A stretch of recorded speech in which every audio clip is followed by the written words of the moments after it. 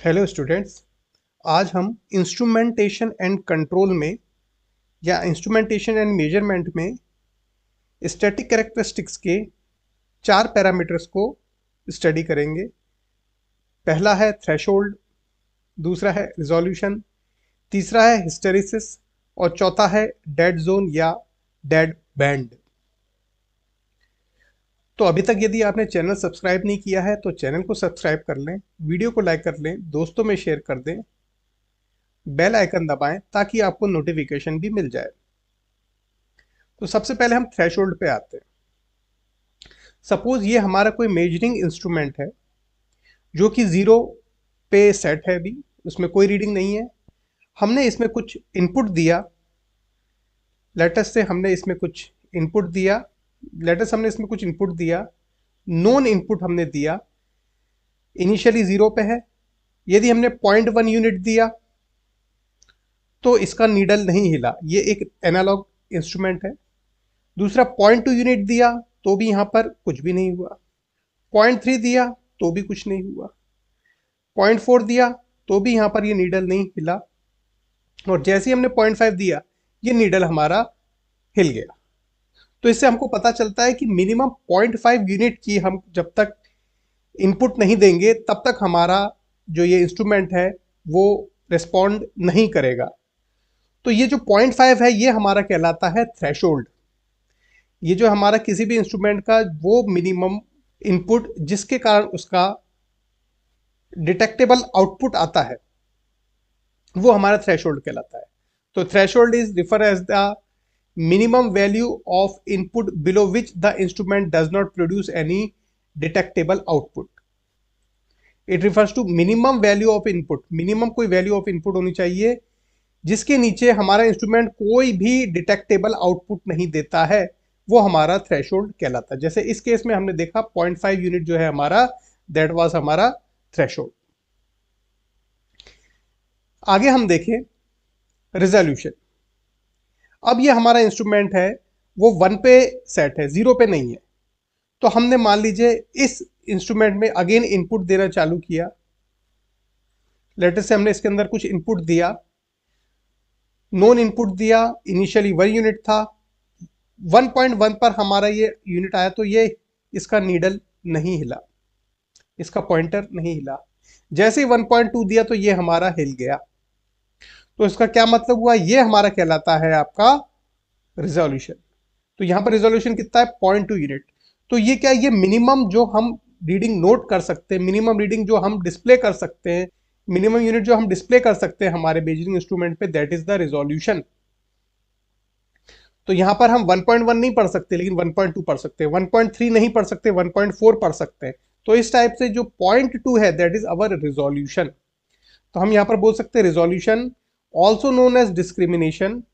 Resolution को हम discrimination भी कहते हैं। It is the smallest increment in the measured value that an instrument can detect with certainty. It is the smallest increment, minimum increment in the measured value that an instrument can detect with certainty is known as resolution. Resolution refers to smallest measurable input above the zero value. तो zero पे यदि हमने अभी देखा कि zero से जब बढ़ा रहे थे वो थ्रेशोल्ड कहलाता है, लेकिन जीरो के अलावा जहां पर भी हमारे जो स्मॉलेस्ट इंक्रीमेंट्स हैं वो हमारे रिजोल्यूशन कहलाते हैं।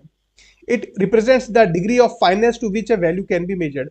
कितनी डिग्री ऑफ फाइनेस है उससे हम नाप सकते हैं डिग्री ऑफ फाइनेस, वो हमारी रिजोल्यूशन कहलाती है। फैक्टर्स जो रिजोल्यूशन को अफेक्ट करते हैं, both threshold and resolution are non zero due to various factors. Friction between the moving parts, यदि हमारे, क्योंकि हमारे जितने भी इंस्ट्रूमेंट है most of the analog instrument में फ्रिक्शन भी होता है, बैकलैश हो सकता है, प्ले और looseness in joints, inertia of the moving parts, spacing of graduation, length of scale, size of pointer और पैरेलैक्स इफेक्ट के कारण हमारा जो है थ्रेशोल्ड और रिजोल्यूशन की कोई ना कोई हमको वैल्यू मिलेगी, वो नॉन जीरो नहीं होते। थ्रेशोल्ड और हमारे रिजोल्यूशन आर नॉन जीरो, ये सारे इसके रीजंस है। नेक्स्ट हम आ जाएं, अब हम यहां पर एक चीज देखें कि लेटेस्ट से हमने रीडिंग लेना चालू किया, यहां से देखिए इस पॉइंट से, तो जैसे जैसे हमने इनपुट बढ़ाया आउटपुट पे देखे कुछ भी नहीं आ रहा है। जो ये वाई एक्सिस दिख रही है, ऑर्डिनेट जिसको बोलते हैं, तो वाई एक्सिस और ये एक्स एक्सिस यानी एब्सिसा। तो जैसे जैसे हमने इनपुट सिग्नल बढ़ाया आउटपुट में हमको कुछ नहीं मिला, तो ये हमारा, और जैसे ही हमने इसके ऊपर बढ़ाया तो हमको यहाँ पर जो आपका आउटपुट मिला, तो ये क्या कहलाया, हमारा थ्रेशोल्ड। अब यदि इसी इंस्ट्रूमेंट को हम यदि आगे इसकी इनपुट बढ़ाते चले जाते हैं, ये हमने इनपुट को इंक्रीजिंग इनपुट करा है, बढ़ाते चले गए इंक्रीजिंग इनपुट, और लेटेस्ट हम किसी एक पॉइंट की बात करें, हमने इसको आगे तक बढ़ा दिया, लेटेस्ट किसी एक पॉइंट की बात करें, हमने जो इनपुट दिया लेटेस्ट से वो है हमारा पी आई, लेटेस्ट से पी आई है वो, लेटेस्ट कोई है मतलब 5 यूनिट्स हमने दिया है मान लीजिए। तो जो ये इस समय पढ़ रहा है वो कितना पढ़ रहा है, ये आउटपुट क्या है वहाँ यहाँ पर, और ये आपका एक्स पे इनपुट है।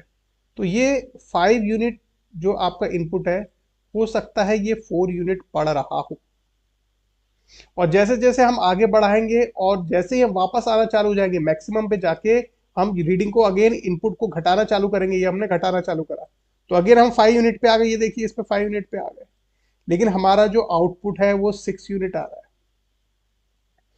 तो ये जो डिफरेंस है हमारा इंक्रीजिंग के टाइम पे और डिक्रीजिंग इनपुट के टाइम पे, ये वाला जो डिफरेंस है यहां से लेकर यहां तक वाला, ये हमारा कहलाता है hysteresis error. This is called as the hysteresis error.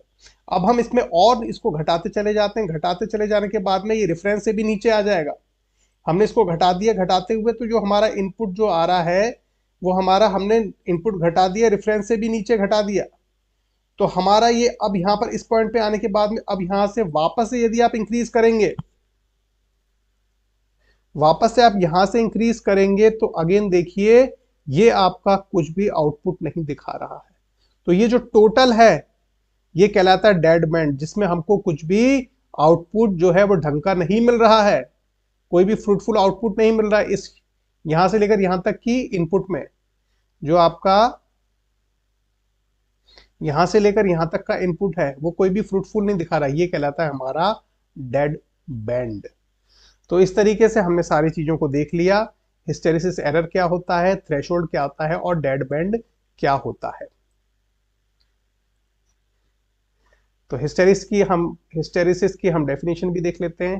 Hysteresis is the difference in output values, जो भी हमने देखा, difference in output values for a given value of input when approached from increasing and decreasing direction. तो output की जो difference values है for a given input, जैसे अभी हमने पिछले वाले में देखा था कि यहाँ पर इनपुट 5 है, उसके लिए आउटपुट की 2 यूनिट है, 4 और 6, इन दोनों का difference, that is the hysteresis error. तो हम ये बोल सकते हैं hysteresis the difference in output values for a given value of input when approached from increasing and decreasing directions. Reasons क्या है हिस्टेरिसिस के, frictional effects, backlash, elastic deformations, magnetic characteristics etcetera.